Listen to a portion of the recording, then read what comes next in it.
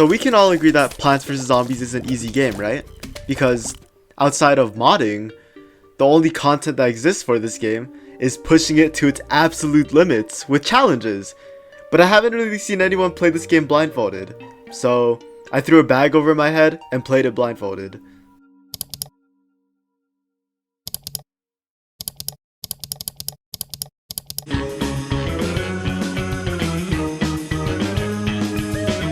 So if you didn't already know, Plants vs Zombies is controlled with your mouse. And when you can't see anything, the game becomes virtually impossible to control. Hello class, this is my presentation on Plants vs Zombies, how we are gonna play it blindfolded. I'm sorry, I don't know who that was. But seriously, with a game that's completely reliant on your mouse, how could you possibly beat it blindfolded without any tactility?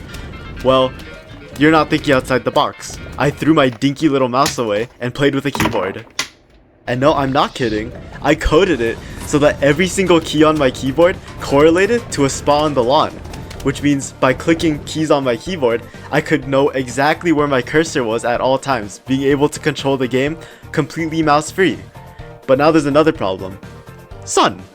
How could we possibly find and collect the sun that we need in order to make our defense?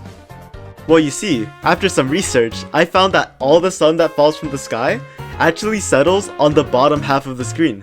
So if we were to spam click the middle of the screen, we could collect all the sun that falls from the sky. And going off of that, by planting all of our sun in the middle, we can collect every piece of sun that's generated. With that being said, the blindfold goes on and we start the run. So, starting with 1-1, we're only given one lane to defend, which makes it incredibly easy. We find our pea shooter, plant it where it needs to go, and do our exact strategy where we spam this entire middle column and collect the sun that we need. Now, in the future, when we have multiple lanes to defend, it's going to become a lot harder, but for the time being, with just one lane, we just plant a few pea shooters and we know exactly where those zombies are going to be. Right down the middle. We defeat a few zombies and come across a problem that we can't really solve throughout the run, which is missing sun and also miscalculating how much sun we have. That's 50. It's mostly a non-issue. So we finish 1-1 and we come across what I thought would be a problem in the long term, which is collecting the seed packet. But overall in this first world, it wasn't really a problem. We're able to collect it and go on to 1-2, where we're introduced to 2 more lanes. So, with the addition of 2 more lanes, the game becomes exponentially harder. But overall, it's a non-issue in 1-2, so we practice our sunflower strategy, sacrifice a few lawnmowers, and we get a pea shooter in each lane, which, at least in the early game, makes the level pretty much complete, because it's all basic zombies. We collect our cherry bomb, which we can't really use because we're blindfolded. Going into 1-3, it's more or less the same, where we just have to get a pea shooter in each lane because it's only basics. And since we don't know where the zombies are, the levels become really slow, but it's fine. We get our walnut, and the game becomes difficult from here. If there's 5 lanes, this is a 5-lane level. With the addition of 5 lanes, the game becomes so much more difficult, and this is pretty much where the challenge actually begins. Since there are 5 lanes, there are 5 different places for the zombies to spawn, making the game completely RNG based. Our solution? Not rely on the RNG at all. We actually sacrifice a couple of our lawnmowers in the early game to bank up our sun and strengthen our defenses in every other lane. Now because we're still in the early game, just getting a pea shooter in every single lane is pretty much good enough to beat the level. And even though there are cone heads, pea shooters in the back are actually able to kill them. So now that we're halfway through, I'm starting to think that this challenge is probably gonna be a little too easy, even though we're blindfolded. But we finish 1-4 and make our way to 1-5. So starting up with 1-5, we're tasked with digging up some plants. And before the stream, I didn't really memorize where the plants were, so it was a lot of guess and checking. But with some guessing and some checking, we're able to finish up this level, digging up the first plant in the middle, second plant in the second row, and the third plant right here. And we make our way into walnut bowling. And in my head, I thought this would be completely impossible, not being able to see where the zombies are. But in reality, they give you so many walnuts. I was actually able to beat the level just by getting walnuts and working my way up and down the lanes. And at some points with my Explodonuts, it actually looked like I was cheating. And I promise I wasn't. All I was doing was taking the walnuts and going up and down the lanes. and at some points it did get a tiny bit difficult because the zombies would make it to the end, but we're still given lawnmowers for some reason, so it really just made it incredibly easy. So we finished up 1-5, we collect the potato mine, and we're halfway done. Hell. This is the pole vaulting zombie, or what my stream like to call it, the doing.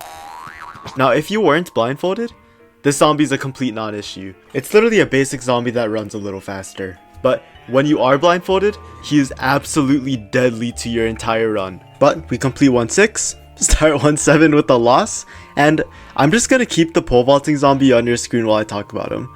So this guy is usually a non-issue when you're not blindfolded, but when you are, he's completely silent, you don't know when, you don't know where he's gonna spawn, and he doesn't die to a single pea shooter. You have to put 2 pea shooters down or interrupt him with a plant in front. So if he gets to the end of your lawn, he hops right over your pea shooter and kills you. Another loss for 1-7. Here, let's do that again. Keep in mind that I'm blindfolded. I have no idea that he's even on the screen. I have no idea where he's on the screen. So he's just gonna run it down. I'm not even collecting the sun correctly. And he's gonna hop right over my pea shooter and kill me once again. And again, and he did it a couple more times, so I consulted my chat and went in with some new strategies. So, first things first, we start using the potato mine. Now luckily enough, the zombie spawns right where the potato mine is planted, so we're able to make our defense a little bit better. But second thing, and this is key, I found that I had a lot more sun than I thought I did. So, I spammed plants everywhere on my lawn. And this not only let me identify that there was a pole vaulting zombie on the screen, but it slowed him down completely and turned it into a basic zombie. Now, in this level, we did get completely run down the middle, but we were able to save our lawnmowers, and we're able to complete the level and get the most useless plant in the game. And luckily enough for us, 1-8 is just as easy, because it doesn't have any pole vaulting zombies. This level does introduce bucket heads, but luckily enough, Lady Luck was on our side. Potato mine goes right into the lane where the first guy is. 2 zombies died to our lawnmower, and our 3rd and 4th potato mine both kill a zombie and the bucket head. I was going so good. 1A is complete. So easy. We had a super solid defense, and my chat thought it was completely over, and they were all spamming like Gamer? Gamer? We make it to the final stretch, 1-9, and it's gatekept not only by the pole vaulting zombie, but just by an incredibly difficult level.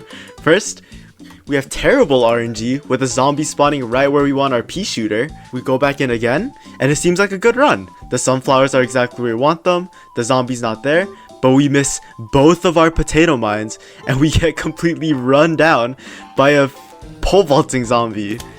Look at him just destroy our entire middle lane and kill us. 3rd time round, we were so close, but then they run us down with zombies in the middle. Hours of failed attempts later, we go in one more time with new strats, but I think we just need to pray to RNGesus. And RNGesus answered our prayers. Oh my god, potato mine goes right where the first zombie spawns. Not only that, they go right where the second zombie lands. Not only that, there's a 3rd zombie there, and a 4th zombie that goes where our pea shooter already is. It's looking like an amazing run. We're able to solidify our defenses before anything happens, and I decide we're gonna put another walnut in the middle lane so we don't get run down by the pole vaulting zombie again. We're able to overcome the first horde, and with the final zombie killed, it's pretty much game over. We make our way to the final level, 110, and it's a conveyor belt level.